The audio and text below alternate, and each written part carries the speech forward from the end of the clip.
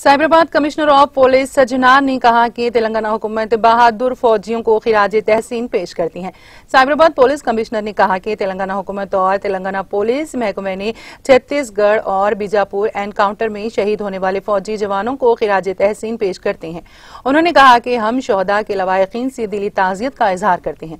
उन्होंने कहा कि मरकजी और रियासती हुकूमतों और सीआरपीएफ के ओहदेदार हर मुमकिन तरीके से शहीद फौजियों के अफराद खानदान का ख्याल रखेंगे। उन्होंने कहा कि नक्सलिज्म हर जगह से खत्म हो चुका है, लेकिन छत्तीसगढ़ और बीजापुर में कुछ निशानियां बाकी हैं।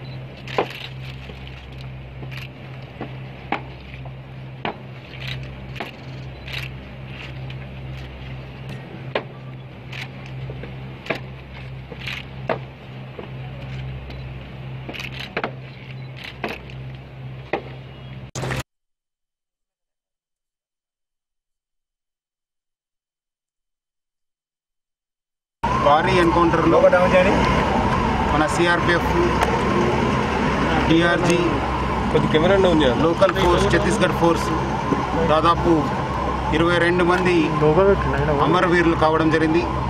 వాళ్ళందరికీ తెలంగాణ రాష్ట్ర ప్రభుత్వం తరఫు నుంచి, తెలంగాణ పోలీస్ తరఫు నుంచి, సైబరాబాద్ పోలీస్ తరఫు నుంచి, సిఆర్పిఎఫ్ ఆఫీసర్స్ తరఫు నుంచి జోహార్లు అర్పిస్తూ వాళ్ళ ఫ్యామిలీ మెంబర్స్ అందరూ కూడా ప్రగాఢ సంతాపాన్ని వ్యక్తం చేస్తున్నాను. ఈరోజు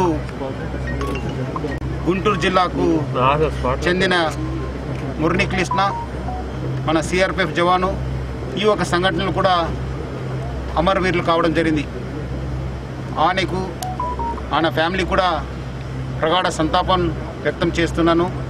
ఆయన కూడా తెలంగాణ రాష్ట్ర ప్రభుత్వం తరఫు నుంచి, తెలంగాణ పోలీస్ తరఫు నుంచి, సైబరాబాద్ పోలీస్ తరఫు నుంచి, సిఆర్పిఎఫ్ ఆఫీసర్స్ తరఫు నుంచి జోహార్లు అర్పిస్తూ చాలా విరోచకంగా మన జవాన్లు, సిఆర్పిఎఫ్ ఆఫీషియల్స్, ఛత్తీస్గఢ్ ఆఫీషియల్స్ పోరాడడం జరిగింది.